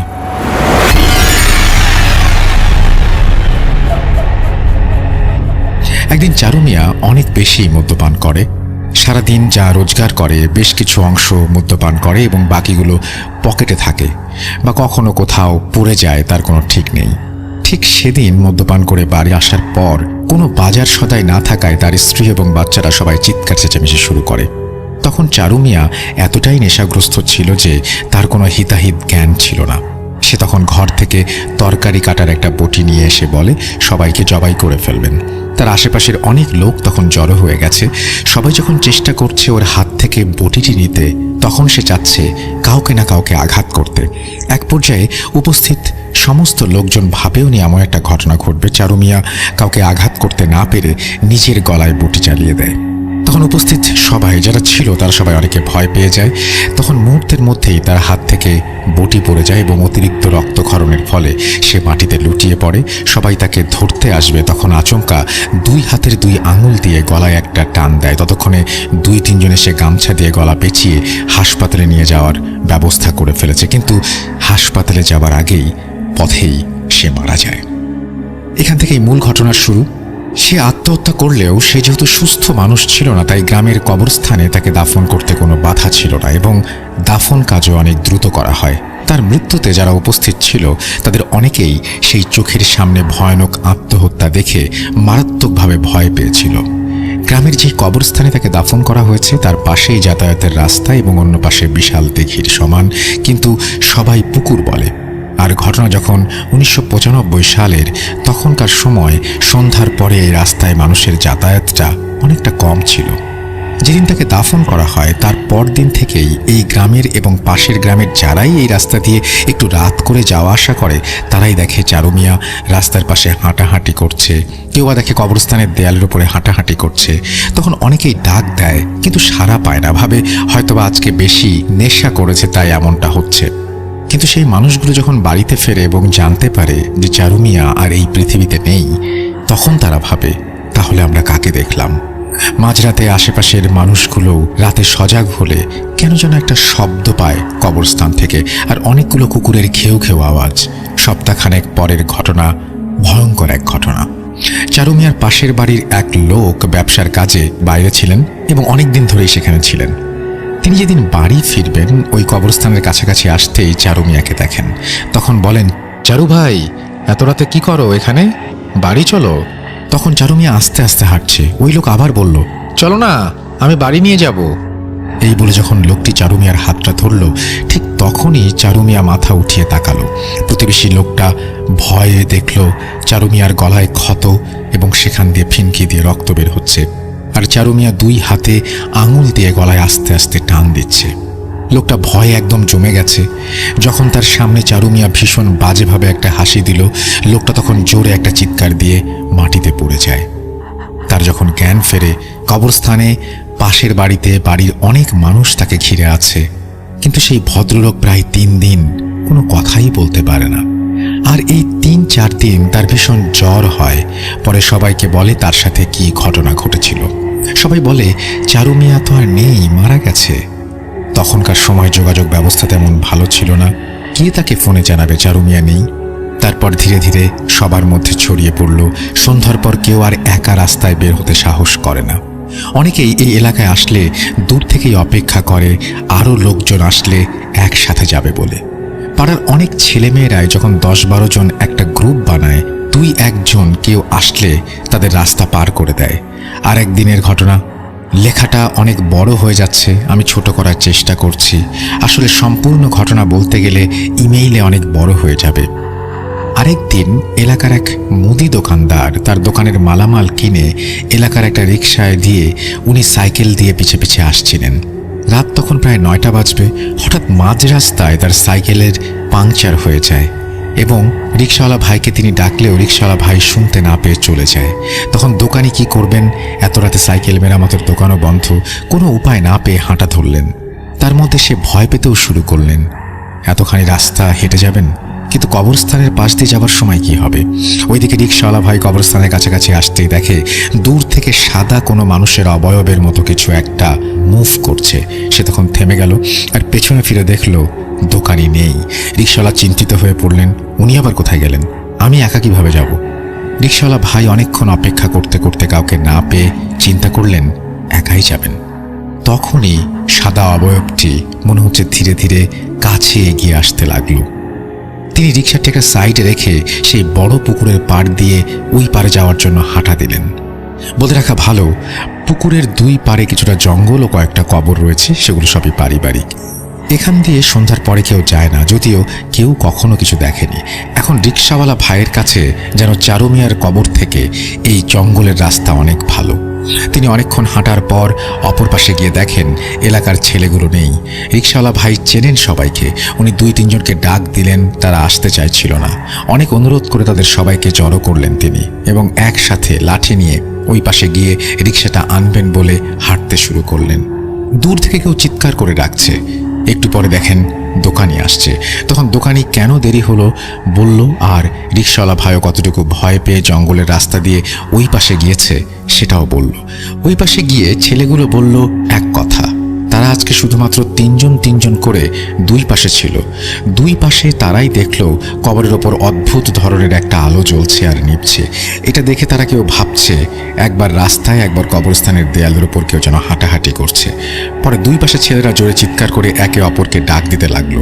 তখন আশেপাশের বাড়ি থেকে মানুষ বেরিয়ে আসলো এবং জিজ্ঞেস করলো কি হয়েছে। তখন তাদেরকে ঘটনা বললে তারা কিছুই দেখতে পায় না। পরে ওই পাশের ছেলেগুলোকে নিয়ে আসতে দেখে তারাও অনেক ভয় পেয়েছে। এরপর যে যার বাড়ি চলে যায়। গ্রামবাসীর মধ্যেও একটা আতঙ্ক ছড়িয়ে পড়ে। তারা পাশের 2 গ্রামে পরের এক মসজিদের হুজুরের কাছে যান, কেননা ওই হুজুর অনেক কামেল বান্দা ছিলেন। হুজুর পরদিন সন্ধ্যার পর আসলেন এবং গ্রামবাসীকে বললেন, এটা ভয়ের কিছু নেই, চারু মিয়ার মৃত্যুটা অস্বাভাবিক মৃত্যু, তাই একটা দুষ্টু জিন সুযোগ পেয়ে এই কাজ করেছে। মানুষ যখন ভয় পাওয়া শুরু করলো তখন ওই জিন ইচ্ছে করেই সবাইকে আরো ভয়ঙ্করভাবে ভয় দেখাতে শুরু করলো। আর চারু মিয়ার দাফনে হয়তোবা কিছু ভুল ছিল। যাক, এশার নামাজের পর তোমরা সবাই আসো, আমি গায়েবানা জানাজা পড়ে দোয়া করে দেব, ইনশাল্লাহ আর কোনো সমস্যা হবে না। হুজুর এই গ্রামের মসজিদে এশার সালাত আদায় করে তার নিয়ম মতো জানাজা এবং দোয়া করে চলে যান। পরবর্তীতে আর কোনো সমস্যা না হলেও মানুষজন সন্ধ্যার পর একা আসা যাওয়া করতেন না সেই রাস্তা দিয়ে। এই ছিল ঘটনা। ইমেলটা বড় হয়ে গেল, অনেক কিছুই বাদ দিতে হয়েছে। আর আমরা 2000 সালে এই গ্রামে জমি কিনি, বাড়ি করি, একই সূত্রে এই ঘটনাটি শুনতে পাই। ছোট বড় সবারই মুখে এই ঘটনা শোনা যায়। তাই রাসেল ভাই, আমি 100% সত্য ঘটনা এটাকে বলবো। প্রচারযোগ্য হলে প্রচার করবেন, আর ঘটনা সিলেক্টেড হলে আমাকে জানাবেন। এই প্রথম আমি অনেক বড় একটা লেখা লিখলাম। লেখার অভিজ্ঞতা নেই, জানি না লেখায় ভুল হয়েছে কিনা। যদি ভুল হয় ক্ষমা সুন্দর দৃষ্টিতে দেখবেন। এই বলে তিনি তার ঘটনা শেষ করেছেন। Thank you very much. আপনার ঘটনাটি আসলে অনেক চমৎকার এবং আশা করছি আপনারা যারা শুনলেন তাদের কাছেও ভালো লেগেছে। যদি ভালো লাগে অবশ্যই আমাদেরকে জানাবেন আর আমাদেরকে ইমেল করে ঘটনা পাঠাবেন। ঈদ কিন্তু একেবারেই কাছাকাছি চলে এসছে, সুতরাং দ্রুত ঈদের এপিসোডের ঘটনা পাঠিয়ে দিন। আমাদের ইমেল অ্যাড্রেস russell.booth.com@gmail.com। আমরা চলে যাচ্ছি আমাদের পরবর্তী ঘটনায়।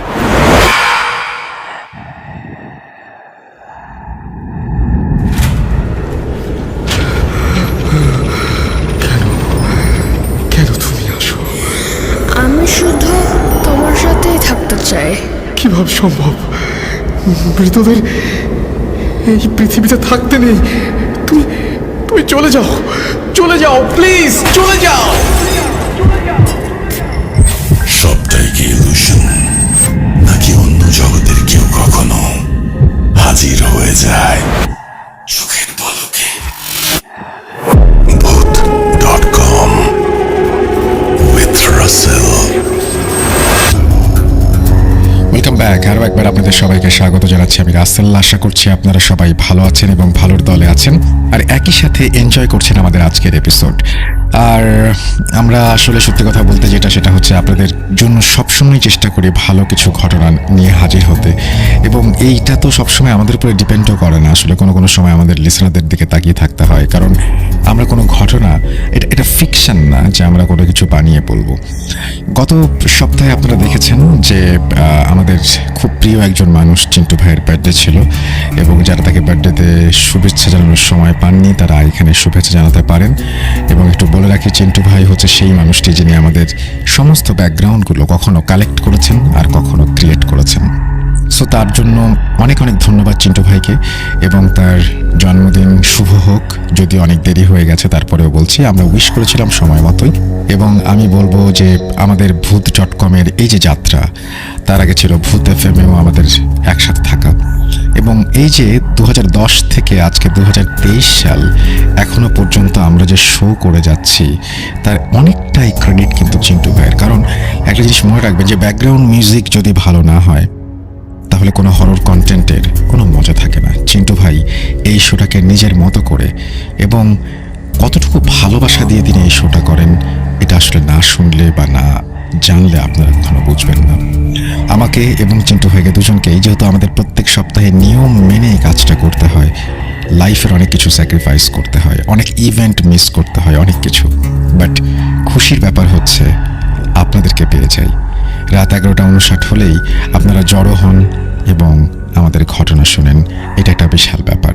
যাই হোক, আমরা কথা না বাড়িয়ে সরাসরি ঘটনায় চলে যাব। আমরা চলে যাচ্ছি আমাদের পরের ইমেইলে, এবং আশা করছি এই ইমেলটা আপনাদের ভালো লাগবে। যেভাবে লেখা আছে আমি সেভাবেই পড়ছি। লিসেনার্স, স্টোরি টেলার সবাইকে সালাম, স্পেশালি রাসেল ভাই ও আফনান ভাই, কারণ আমি দুজনেরই অনেক বড় ফ্যান। রাসেল ভাই, আপনি আমার ঘটনাটি পড়ে শোনালে আমি খুবই খুশি হব। আসসালামু আলাইকুম, আশা করি ভালো আছেন। জানি আপনি সবসময় ভালোর দলে, তাও জিজ্ঞাসা করলাম, দয়া করে আমার ঠিকানা সম্পূর্ণ গোপন রাখবেন। আমি সময় নষ্ট না করে সরাসরি ঘটনায় চলে যাচ্ছি। ঘটনাটি মূলত আমার দাদাকে নিয়ে, যিনি তৎকালীন সময়কার স্বনামধন্য পীর বংশের একজন কামেল পীর ছিলেন। ঘটনাটি আমার দাদার মুখে যেভাবে শোনা, আমি সেভাবেই শুরু করছি। আশা করছি লিসেনারদের বুঝতে সমস্যা হবে না।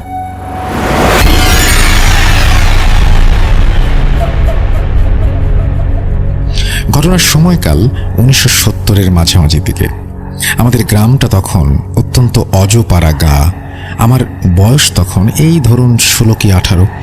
আমি তখন আমাদের বাসা থেকে বেশ দূরে একটা মাদ্রাসা ছিল, সেই মাদ্রাসায় পড়তাম এবং বোর্ডিংয়ে থাকতাম। তো একদিন হলো কি, মাদ্রাসার বড় হুজুর আমাকে ডাকলেন এবং বললেন, হামিদ মিয়া, তোমাকে আজকে আমার সাথে পাশের একটি গ্রামে যেতে হবে। আমি জিজ্ঞাসা করলাম, হুজুর কেন?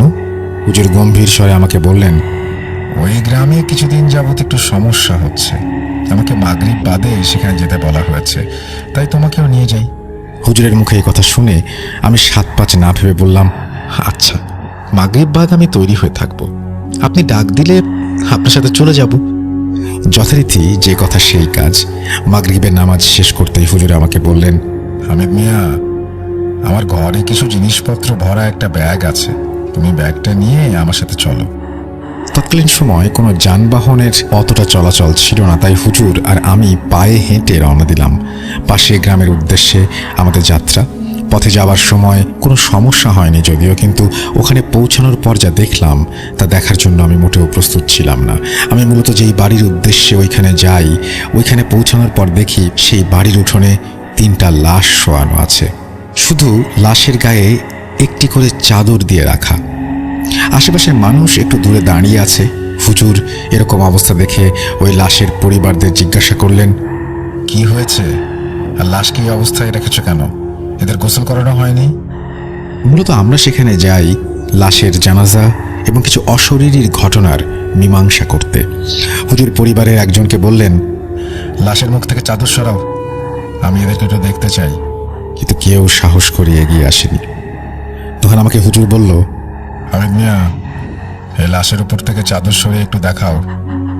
হুজুরের কথা মতো আমি চাদরটা সরাই, কিন্তু চাদরটি সরিয়ে আমি আমার জীবনের সব থেকে ভয়াবহ জিনিসটি দেখি, আর তা হলো লাশটি মাথার সাইড থেকে পুরো অর্ধেক পর্যন্ত মনে হয় কেউ চাপাতি দিয়ে কুপিয়ে আলাদা করে ফেলেছে। কিন্তু না, পরে দুটি লাশের ওপর থেকে চাদর সরানোর পর দেখি একটি লাশের ঘাড়ের ওপর থেকে পুরো শরীরের অর্ধেক নেই। মনে হচ্ছে কেউ তাদেরকে টেনে ছিঁড়ে আলাদা করে ফেলেছে। এই দেখে আমি সহ্য করতে পারি না, সাথে সাথে বমি করে দিই। তা দেখে হুজুর আমাকে বলল, হামিদ মিয়া, তুমি ঠিক আছো? আমি অভয় দিয়ে বলি, হ্যাঁ ঠিক আছে। এরপর যথারীতি গ্রামের কিছু সাহসী লোক দিয়ে লাশের গোসল ও জানাজা দিয়ে দাফন করে দেওয়া হয়। এরপর পরিবারের কাছে হুজুর জিজ্ঞাসা করলেন এই সব ঘটল কিভাবে। পরিবারের একজন বয়োজ্যেষ্ঠ কষ্টভরা মুখ করে বললেন, এরা 3 জন আমার ছেলে। এরা প্রতিদিন কুমার নদীতে নৌকায় মাছের খোঁজে দূরে দূরে যেত। হঠাৎ একদিন তারা 3 ভাই মিলে কাঠের তৈরি অদ্ভুত একটা বাক্স বাসায় নিয়ে আসে। তারপর তারা সেই বাক্সটা খোলার জন্য অনেক চেষ্টা করে, কিন্তু পারেনি। গত 5 দিন আগে অনেক চেষ্টার পর ওই বাক্স ভাঙতে সফল হয়েছে। বাক্স ভাঙার পর থেকেই তারা কেমন যেন শুরু করেছিল। মনে হচ্ছিল কিছু দেখে ওরা অনেক ভয় পেয়েছে। তারপরও তারা মাছ মারতে যায়। আমি তাদের মাছ মারতে যেতে নিষেধ করি। নিষেধ উপেক্ষা করে মাছ মারতে যায় তারা। পরে কাল সকালে ওই নৌকায় তবে এই অবস্থায় পাওয়া গেছে, লাশ। হুজুর সেই বাক্সটি দেখতে চায়। লোকটি বাক্সটি নিয়ে হুজুরের দিকে আসে এবং তখনই হুজুর বাক্সটি দেখে কেমন যেন একটু অস্বস্তি বোধ করতে থাকেন।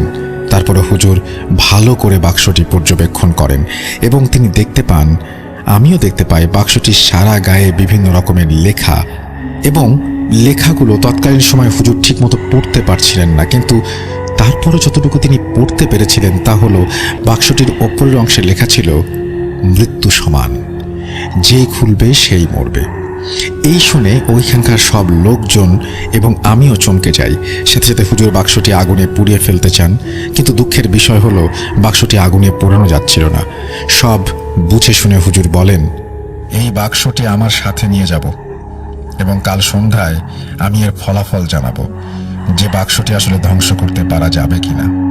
এরপর আমরা ওখান থেকে বাড়ির দিকে রওনা দেই। মাদ্রাসার দিকে চলে আসি। বাড়িতে আসার সময় আমাদের কিছু টুকটাক সমস্যার ভেতর পড়তে হয়, যেমন জোরে জোরে গাছে ঝাঁকি দেওয়া, পেছন থেকে বিভিন্ন পশু পাখির কণ্ঠ শুনতে পাওয়া, মেয়েলি কান্নার আওয়াজ শোনা। তারপরে হুজুর সাথে ছিলেন দেখে মনে সাহস ছিল।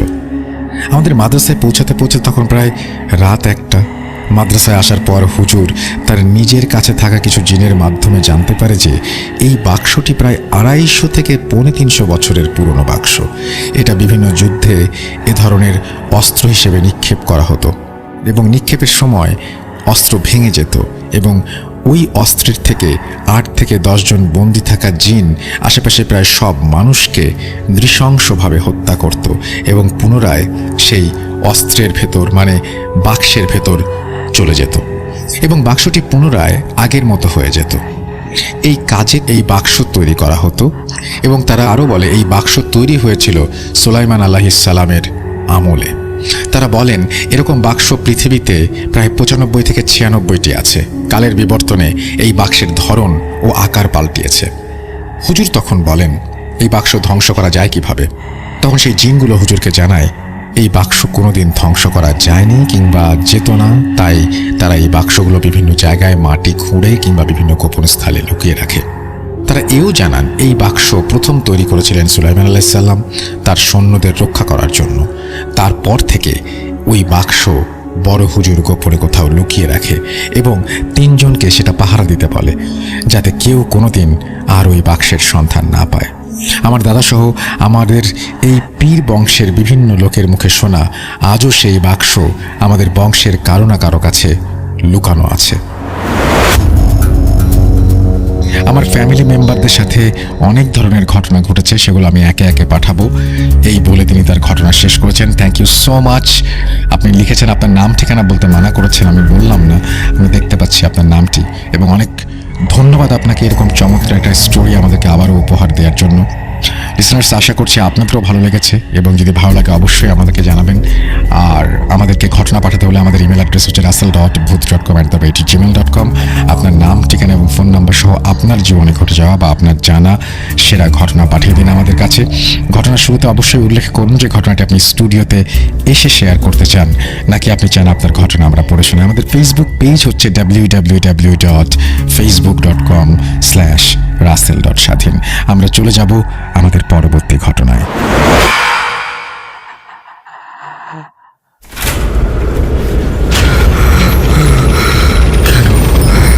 কেন তুমি আসো? আমি শুধু তোমার সাথেই থাকতে চাই। তুমি চলে যাও, চলে যাও, প্লিজ চলে যাও। Booth.com with Russell.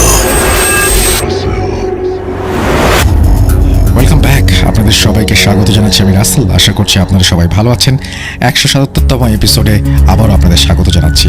অনেকেই বিভিন্ন ধরনের প্রশ্ন করছেন, অনেকেই প্রশংসা করছেন আমাদের এই ঘটনাগুলোর, এবং আশা করছি আমাদের ঘটনাগুলো আপনাদের ভালো লাগছে। এবং আমাদেরকে ফেসবুকে যারা কমেন্ট করছেন তাদেরকে অসংখ্য ধন্যবাদ। আমাদেরকে আরও কমেন্ট করতে চাইলে লিখুন।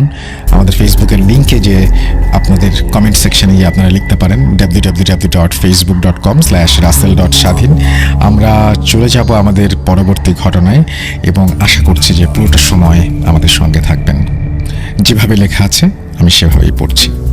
আসসালামু আলাইকুম রাসেল ভাই, কেমন আছেন জিজ্ঞেস করবো না, কারণ আমি জানি আপনি সবসময় ভালোর দলে।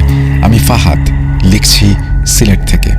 স্টুডিওতে এসে ঘটনা বলা আমার পক্ষে সম্ভব নয়, তাই আমি ঘটনাটি ভালো লাগলে পড়ে শোনানোর অনুরোধ করছি। আমি ক্লাস 5 থেকে ভূত FM শুনে আসছি। মধ্যখানে বেশ কিছু সময় আপনার শো বন্ধ ছিল। সেই সময় ইউটিউব থেকে আপনার আগের এপিসোডগুলো ডাউনলোড করে শুনতাম। বেশ কিছুদিন ধরে ভাবছিলাম একটা ঘটনা পাঠাবো, তবে সুন্দরভাবে গুছিয়ে লিখতে না পারার কারণে পাঠাতে পারছিলাম না। শেষমেশ ঘটনাটি লিখে পাঠানোর সিদ্ধান্ত নিলাম। অগোছালো লেখার জন্য শুরুতেই ক্ষমা চেয়ে নিচ্ছি। আজকে যে ঘটনাটি বলবো সেটা আমার ফুপুর সাথে ঘটেছিল। অনেক আগে একবার ফুপু এই ঘটনাটি আমাকে বলেছিলেন। সে সময় আমি এত গুরুত্ব দিয়ে শুনিনি, তাই সেদিন ফুপুর সাথে আমার যখন দেখা হয় তখন ঘটনাটি তার কাছ থেকে আমি শুনে নিই। আমার ফুপুর হাজব্যান্ড ছিলেন অত্যন্ত সাহসী মানুষ। উনি প্রায় রাতেই মাছ ধরতে যেতেন। আমাদের আঞ্চলিক ভাষায় যাকে বলা হয় আলো শিকার। সাধারণত আলো শিকার করতে দুটি জিনিসের প্রয়োজন হয়, টর্চ লাইট এবং বর্ষা। ওনাদের বাড়ির সাথে ছিল অসংখ্য মাঠ এবং খাল আর বিল। যখন বর্ষাকাল আসতো তখন পানি, খাল, বিল সব জায়গায় জমা হয়ে যেত। সেখানে অসংখ্য মাছ পাওয়া যেত। মূল ঘটনায় যাওয়ার আগে কিছু বর্ণনা দেই। ওনাদের একতলা বিশিষ্ট একটি দালান ঘরটির সাথে একটি কাঁচা রাস্তা, এবং কাঁচা রাস্তার সাথেই মেইন রোড। কাঁচা রাস্তার শুরুতেই এবং মেইন রোডের সাথেই একটি কবরস্থান। কবরস্থানের পাশেই গাছগাছালিতে ঘেরা, এবং পাশেই বড় একটি বাঁশঝাড়, এবং এর কিছু দূরেই ফুপুদের বাসা, আর সাথে কয়েকটা বাড়ি রয়েছে, এবং এর পরে আরও অনেক খালি মাঠ রয়েছে। ফুফা যখন রাতে আলো শিকার করতেন প্রায়ই ওনার সাথে অদ্ভুত ঘটনা ঘটত। যেমন একদিন ওনার পাশের এক খালে উনি গিয়েছিলেন শিকারে। উনি দেখতে পেলেন সেই খালে অসংখ্য মাছ। মাছগুলো সাধারণ মাছের চাইতে অনেক বড়, এবং মাছগুলো দেখতে অদ্ভুত ছিল। ফুপা বুঝতে পারলেন যে এগুলো মাছ নয়। উনি ভয় না পেয়ে বিভিন্ন দোয়া দুরুদ পড়ে সেখান থেকে চলে আসেন। আরেকদিন উনি আলো শিকার করে বাড়ি ফিরছিলেন। প্রথমেই বলেছিলাম ওনাদের কাঁচা রাস্তার সাথে একটি কবরস্থান এবং একটি বড় বাঁশঝাড় রয়েছে। যখন বাঁশঝাড়ের কাছে এলেন তখন তিনি দেখতে পেলেন পুরো বাঁশঝাড়টি ওনার ওপরে পড়ে যাচ্ছে। উনি সাথে সাথে বাঁশঝাড়ের জায়গা অতিক্রম করেন এবং দোয়া দুরুদ পড়তে শুরু করলেন, এবং সেখান থেকে চলে এলেন। যেহেতু উনি অনেক সাহস ছিলেন তাই উনি ভয় পাননি। বলা যায় গভীর রাতে কেউ একা রাস্তা দিয়ে হেঁটে আসলে কোনো জিন বাঁশঝাড়ে ফেলে মানুষকে ভয় দেখাতে চায়। যদি কেউ ভয় পেয়ে যায় তাহলে সে অসুস্থ হয়ে পড়বে। এর কিছুদিন পরে ফুফা একদিন আলো শিকারে যান। সেদিন ওনার টর্চ লাইট সমস্যা করছিল। হঠাৎ উনি দেখতে পান ওনার সামনে কয়েকটা কুকুর আসছে। এত রাতে কুকুর কোথা থেকে আসবে উনি বুঝতে পারছিলেন না। তারপরও উনি বিষয়টা স্বাভাবিকভাবে নিলেন এবং সামনে এগোতে লাগলেন। কিন্তু কুকুরগুলো সামনে আসতেই উনি দেখতে পেলেন কুকুরগুলোর চোখ লাল, শরীরের রং কালো। ওনার দিকে কুকুরগুলো খুবই রাগান্বিত দৃষ্টিতে তাকিয়ে আছে। উনি কিছুটা ভয় পেয়েছিলেন, তবুও উনি বিভিন্ন দোয়া দুরুদ পড়তে শুরু করলেন। সেই কুকুরগুলোকে অতিক্রম করে চলে আসলেন। উনি আর পেছনে ফিরে তাকাননি। প্রায় ওনার সাথে এরকম অস্বাভাবিক ঘটনা ঘটে। এবার সে মূল ঘটনায়। আমার ফুপুর একটা মেয়ে আছে, এখনো 40 দিন পেরোয়নি। ফুফা রাত্রে আলো শিকারে যেতে চাইলেন। ওনার মা ছিলেন ধার্মিক মানুষ। ওনার মা ফুপাকে বাধা দিয়ে বললেন, এত মাছের প্রয়োজন নেই, তোর ঘরে এখন একটা মেয়ে রয়েছে, 40 দিনও হয়নি, তুই ঘরে থাক, তোর মেয়ের সাথে থাক, এত রাতে মাছ ধরার দরকার কি? ফুফা এই কথাগুলো শুনে হেসে উড়িয়ে দিলেন এবং আলো শিকারে বের হয়ে পড়লেন। সেদিন উনি বেশ কিছুক্ষণ আলো শিকার করার পর মাছ পেলেন না, তাই বাড়ি চলে এলেন। উনি রাস্তা দিয়ে একাই হেঁটে আসছিলেন। ওনার কাছে মনে হচ্ছিল যে ওনার পেছন পেছন কেউ যেন হেঁটে আসছে। উনি পেছনে ফিরে তাকালেন, কিন্তু কিছুই দেখতে পেলেন না। বেশ কয়েকবার ওনার সাথে এরকম ঘটনা হয় এবং অবশেষে উনি বাড়ি চলে আসেন। বাড়িতে আসার পর ফুপু এসে গেট খুলে দেন। উনি রুমে ঢুকেই বাথরুমে গিয়ে হাত পা ধুয়ে আসেন। ততক্ষণে ওনার মেয়ে ঘুমিয়ে পড়েছে। ফুপু ওনার জন্য খাবার এনে দেয়। খাবার খাওয়া দাওয়া শেষ করে ওনারা টুকটাক কথা বলছিলেন আস্তে ধীরে, যাতে ওনাদের মেয়ে ঘুম থেকে না ওঠে। বেশি কথা না বলে ফুপা ঘুমানোর জন্য বিছানায় যান। ততক্ষণে ফুপু থালা বাসন পরিষ্কার করছিলেন। হঠাৎ শুনতে পেলেন ওনাদের দরজায় কেউ আঘাত করছে। ঠক ঠক ঠক ঠক ঠক। ফুপু উঠে গিয়ে দরজা খুললেন। দরজা খোলার পর উনি দেখতে পেলেন বাইরে কেউ নেই, কিন্তু দরজা খুলতেই একটা প্রজাপতি এসে ঘরের ভেতরে ঢুকে পড়ল। কে এসেছে দেখার জন্য চাচা তাকিয়েছিলেন, কিন্তু কাউকে দেখতে পেলেন না এবং উনি আর কিছু না ভেবে শুয়ে পড়লেন। ফুপুর চোখে তখনও ঘুম ছিল না, কিছুটা বিরক্ত বোধ করছিলেন, তাই এই বিষয়টাকে তেমন বেশি আমলে নেননি এবং দরজা লাগিয়ে উনি ওনার কাজ শেষ করেন। তখন ওনাদের ছাদে কি ঘটেছিল, ছাদের এপাশ ওপাশ আবার ওপাশ এপাশ এরকম একটা শব্দ হচ্ছিল। মনে হচ্ছিল যে কেউ একজন ছাদে হেঁটে বেড়াচ্ছে। ফুফা রেগে গিয়ে বললেন, এই কে রে, এত রাতে ছাদে কে হাঁটছে? উঠে আসবো নাকি যাবি? এরপর শব্দটা বন্ধ হয়ে যায়। তবে কিছুক্ষণ পর শব্দটা আবার হচ্ছিল। সকালে ফুপু ঘুম থেকে উঠলেন, কিন্তু প্রতিদিন ঘুম ভাঙতো ফুপুর মেয়ের কান্নার আওয়াজে। কিন্তু আজ উনি ঘুম থেকে উঠে দেখেন সকাল 8টা বাজছে। ওনার মেয়ে গভীর ঘুমে। উনি ভাবলেন এই ফাঁকে সকালের কিছু কাজ সেরে নেই। উনি যাবতীয় কাজ শেষ করলেন এবং দেখলেন ওনাদের মেয়ে তখনও গভীর ঘুমে। এর কিছুক্ষণ পর ফুফা ঘুম থেকে উঠলেন, মুখ ধুলেন। এরপর ফুপাকে জানালেন যে ওনাদের মেয়েটা এখনো ঘুমিয়ে, প্রতিদিন এত আগে উঠে আজ উঠছে না। আমার ফুপা ওনার মেয়ের কাছে গেলেন এবং মেয়েকে ঘুম থেকে জাগানোর চেষ্টা করলেন, কিন্তু ওনার মেয়ে একদম চুপচাপ শুয়ে আছে। ফুপা মেয়েকে কোলে নিলেন এবং কোলে নিয়ে বুঝতে পারলেন মেয়ে শ্বাস নিচ্ছে না। ফুপু ততক্ষণে কেঁদে ফেলেছেন এবং মেয়েকে ওনার কোলে নিয়ে নাম ধরে ডাকতে শুরু করেছেন। এরপরে বাড়িতে ডাক্তার আনা হলো। ডাক্তার এসে ফুপুকে জানালো যে বাচ্চাটি মারা গিয়েছে। ফুপুর কান্নায় বাড়ি প্রকৃতি সব নিস্তব্ধ হয়ে গিয়েছে। একদম সুস্থ সবল একটা বাচ্চা, তার এইরকম পরিণতি কিভাবে সম্ভব? তার মৃত্যুতে সবাই কষ্ট পেয়েছে, কেউই মেনে নিতে পারছে না এই মৃত্যুটা।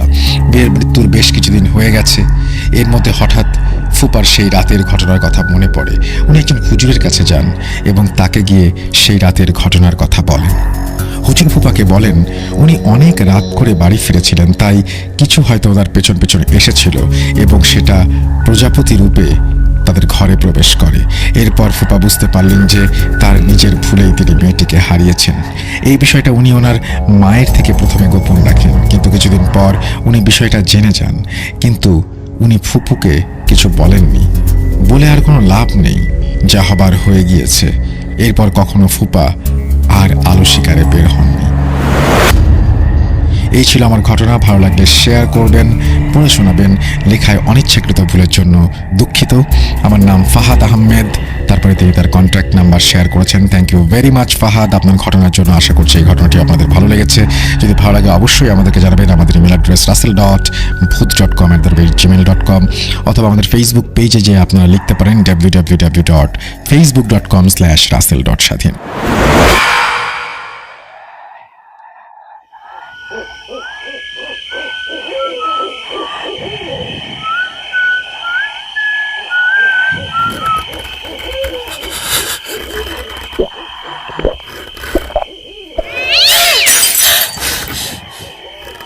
আজ আবার শুনতে পাচ্ছি।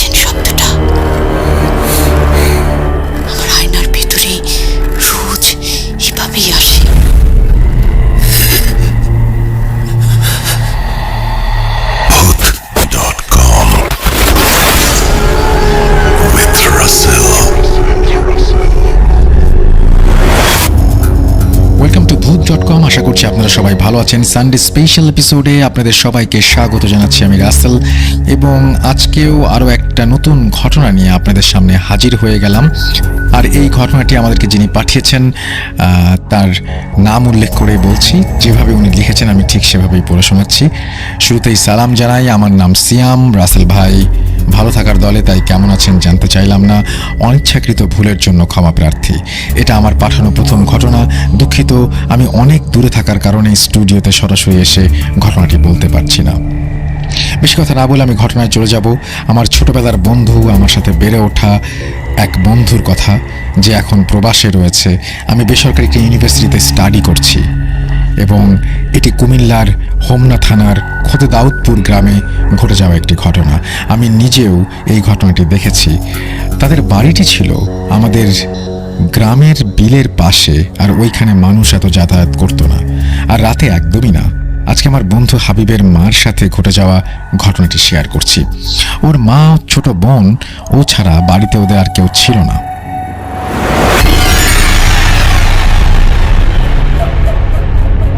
হাবিব প্রায় খেয়াল করতো রাতে ওর মা হুটহাট ওদের বাসা থেকে বের হয়ে যেত, কিন্তু সে তেমন সাহস পেত না মার পিছু নেবার।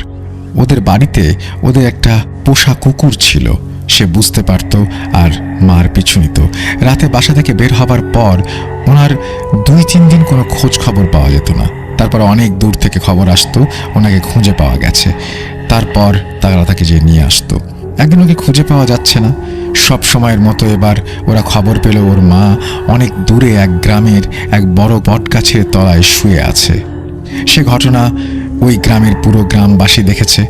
এরপর হুজুর নিয়ে এসে ওনাকে ওই গাছ থেকে নামানো হলো। যে ঘটনা ওই গ্রামের পুরো গ্রামবাসী দেখেছে, তারপর হুজুর এসে ওনার মাকে যখন নামায়, তখনও গ্রামের মানুষজন উপস্থিত ছিল, এবং হাবিবের বাবা তখন প্রবাসে ছিল ওর বড় ভাইয়ের সাথে। হাবিবের মেঝো ভাই সোহেল তখন ঢাকাতে ছিল। তখন তার মার এরকম অবস্থা দেখে উনি গ্রামে চলে আসেন। উনি আসার পর একদিন রাতে ওই কুকুরের আওয়াজ শুনতে পান, এবং তার ঘুম ভেঙে যায়। দেখে যে ওনার পাশে ওনার মা নেই, দরজাটা খোলা। লাইট নিয়ে বাইরে যেয়ে দেখে ওনার মা ওই বিলের দিকে জমি জমার আইল দিয়ে হেঁটে হেঁটে চলে যাচ্ছে। উনি মা বলে জোরে জোরে ওনাকে ডাকতে থাকেন, অনেক পিছু নেওয়ার চেষ্টা করেন, কিন্তু ওনার মা কোনো রেসপন্স করছিল না। আর সোহেল ভাই যত দূরেই যাক, ওনার মা ততটাই দূরে চলে যায়। এই পর্যায়ে সোহেল ভাই না পেরে বাসায় চলে আসে। এর 2-1 দিন পর তারা খবর পেল আমাদের গ্রামের পাশের গ্রামে বড় একটা বট গাছের নিচে তাকে পাওয়া গেছে, এবং তারপর বিভিন্ন কবিরাজের কাছে তাকে নিয়ে যাওয়া হয়, কিন্তু কোনো সমাধান পাওয়া যায় না। তাদের মধ্যে এক কবিরাজ বলেছিল তাদের সাধ্যের বাইরে এই জিনের ক্ষমতা। তারপর সোহেল ভাইকে সেই বড় হুজুরের ঠিকানা দেওয়া হলো। তারপর সোহেল ভাই সে বড় হুজুরকে তাদের বাড়িতে নিয়ে আসে। বড় হুজুর বাড়িটি পর্যবেক্ষণ করেন, এবং তারপর বড় হুজুর বলেন তাদের এই বাড়ি হলো এক বদ জিনের আস্তানা। সোহেল ভাইকে সে হুজুর বলল তারা যেন এই বাড়ি যত তাড়াতাড়ি সম্ভব ত্যাগ করে, কিন্তু তারা হুজুরের কথার মূল্যায়ন করল না। এভাবে অনেক দিন যাওয়ার পর হঠাৎ করে একদিন রাতে সোহেল ভাই খেয়াল করলো তার মা বিছানা থেকে উঠে কোথায় যেন চলে যাচ্ছে। তারপর সোহেল ভাই তার মাকে ধরে রাখার চেষ্টা করলো, কিন্তু সে তার সাথে শক্তিতে পেরে উঠল না। তার মা তাকে ছিটকে দূরে ফেলে চলে গেল। তারপর তার মার সাথে তাদের ওই পোষা কুকুরটিও চলে গেল। তারপর সোহেল ভাই তার মার পিছু নেয় এবং মাকে খুঁজে পায় না, কিন্তু কিছুটা দূরে যাওয়ার পর রাস্তার মাঝে কুকুরটাকে অজ্ঞান অবস্থায় দেখতে পায়। তারপর এদিক সেদিক কোথাও মাকে খুঁজে না পেয়ে সোহেল ভাই বাসায় চলে আসে। এর পরের দিন সকালে তার মার মরদেহ তার আপন চাচার রান্নাঘরে হাওয়ায় ঝুলন্ত অবস্থায় পাওয়া যায়। ওই হাওয়ায় ঝুলন্ত লাশটা পুরো গ্রামবাসীর সাথে আমরাও দেখেছিলাম। বিশ্বাস করেন রাসেল ভাই, তার মার লাশটা কোথাও কোনো কিছুর সাথে আটকানো ছিল না। ফাঁসি দিলে যেভাবে ঝুলে থাকে ঠিক সেভাবেই লাশটা ঝুলতে থাকে। তারপর লাশটা মাটি থেকে 4-5 ইঞ্চি ওপরে ছিল, কোনো রকম দড়ি বা কোনো কিছুর সাথে আটকানো ছিল না। এক কথায় লাশটা হাওয়ায় ঝুলছিল। পুরো গ্রামবাসী এটা দেখেছে। থানা থেকে পুলিশ এসে লাশটাকে মাটিতে নামায়।